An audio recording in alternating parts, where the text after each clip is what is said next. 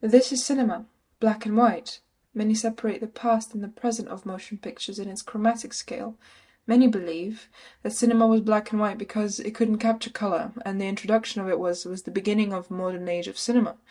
However, in the words of Jacques Aumont, a French film critic who worked and contributed to the French magazine Cahiers du cinéma, established by renowned film critic André Bazin, cinema has never had a phase when it was not in color. Colors were there, immediately as a deliberate addition, a supplement, contingent by nature, thus fortiori implying intent and purpose. The history of color in film has captured the interest of many scholars in recent years, developing an academic wealth of research about the American progression of color in film, European, Nazi Germany film stock, and more.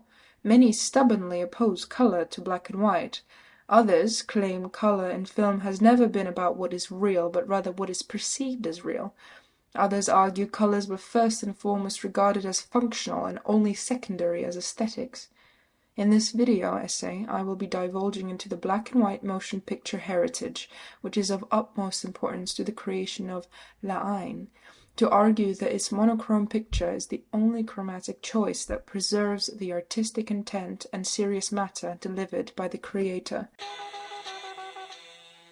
La Haine follows three young men from a French banlieue over the course of one day after they learned that another youth from a banlieue was shot by police during a riot and put in a hospital. Banlieue, translated to suburbs or outskirts of a large city in English, is often associated with the specific socioeconomic issues in France, indicating a densely immigrant-populated area where some suburbs are known for poverty and unemployment. The narrative takes place in a time of French social and economic crisis, directly influencing the youth through television screens with broadcasts of war, and the weekly casualties of their friends at riots at the hands of government representative police. The socio-spatial theme plays a big part in the film, emphasizing the separation between the banlieues inhabited by immigrants and surveillanced by police, and Paris, an unreachable haven for the main characters, their foreign form not fitting into the social structure if they are left in it to survive.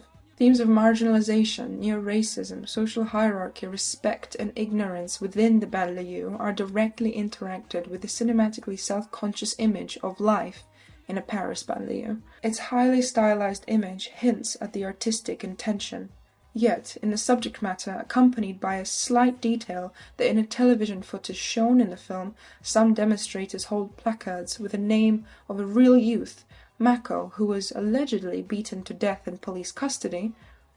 Relevant and political, this film becomes easier to characterize as a realistic, or adjacent to a documentary, which often leans toward being filmed in black and white. The picture was shot on colored film, however, as a condition of a production's insurance bond, presumably due to black and white being considered to have no commercial potential. Yet it was graded into black and white in post-production by the director's decision.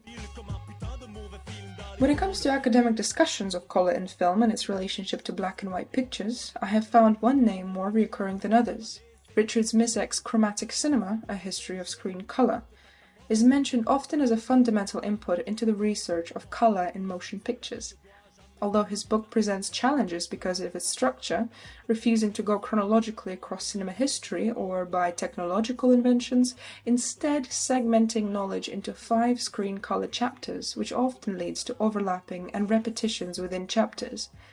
However, his theory explores the excitement of a symbiotic relationship between color and its absence, bringing attention to history's rhetorical separation of color and black and white, which is done habitually, whereas they coexisted together within a frame when motion picture was born. Black and white became the chromatic default in the 1930s, but so did color because of a popularized color dyeing Technicolor. Zmisek comments on this moment as the beginning of segregation between color and black and white. A shot now appeared as either black and white or as color. Therefore, it is possible to assume that at this point in history, black and white and color began to mature parallel to each other, and inherit their own qualities and meanings, which would often oppose each other. Some examples are waking and dreaming, sanity, insanity, life, art, past and present. Establishing that black and white separated from color and began representing the meaning opposite to color film, it is possible to assume a purposeful chromatic image for La Haine, three youths representing rebellion and opposition to an established social injustice and police brutality. According to Misak, from the 1970s, black and white became inherently intertextual. It became impossible to pinpoint the changes monochrome image was going through each year, as it became reliant on the past in one way or another. La Haine's infamous cinematic reference when Vincent Cassel points a finger at himself in a reflection, repeating, referring to words also spoken to a mirror by Robert De Niro. You talking to me? In Martin Scorsese's Taxi Driver. Cassavetes himself mentions in an interview with BFI that every film that borrows from a film, when you watch it, you find that it borrows from another film, and so on. It's very difficult to create art from nothing, especially today. You recycle the ideas that inspired you to become an artist, a journey to the intertextuality within the film. This motion of borrowing inspiration from past films and making something new with a hint of the old indicates the artistic intention between La Haine's image and presentation.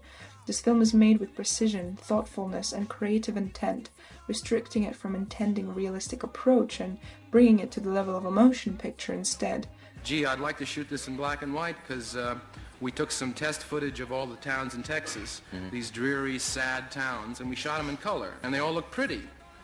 Yeah. Because color does that. What can color do for us in film? Over the course of researching the topic, papers could be segmented into two overarching questions about color in film. What color means to us, which explored the psychology, social symbolic dissonance, and emotional recoil from red and blue, and what color can do for us, which mainly focused on technical advantages. Although La Haine wasn't a low-budget film, 2.6 million euros, and following Chris Holmlund's classification of film budgets, it is above a low-budget film. The director Matthew Cassavetes mentioned himself in a BFI interview that things are supposed to be ugly, it's very difficult, it costs a lot of money to make it look good, but it doesn't cost anything to make it look good in black and white. If I showed you La Haine in color, it's horrible. In answering what can color do for us, it can reveal ugliness as well as add beauty, but it doesn't hide imperfections the way monochrome reproduction does. This advantage of black and white also spills into the representation of violence in film. La Haine means hate. This film includes violence and blood, but by removing color, violence becomes less visceral and thus more palatable. The result of simplifying an image by removing color adds to the aestheticization of the subject matter. Thus, it is possible to argue that La Haine's monochromatic image not only hides the ugliness to which the director admitted, but also adds to an artistic safety net between the film and censorship, and the subject matter and reality, making the film less personal and more universal. It is difficult to answer why is La Haine in black and white, outside of the director's claims and interviews, and it is irrelevant to imagine what the film would look like in color and what color could bring instead of black and white. Its monochromatic image has so much to offer to the intention of the film to be artistic, yet about profound ideas of respect and ignorance. This can be understood through the heritage of black and white cinema and the relevant theories of color and its absence. The film becomes a very familiar classic, resembling films which have been made before it, a beautiful poem of unseen struggles, a universal call for change. The monochromatic scale of La Haine hides the ugliness of the ugly, represents opposition in the face of an established system of color, brings beauty to the well-composed shots, and ties together a very different side of Paris and its banlieues.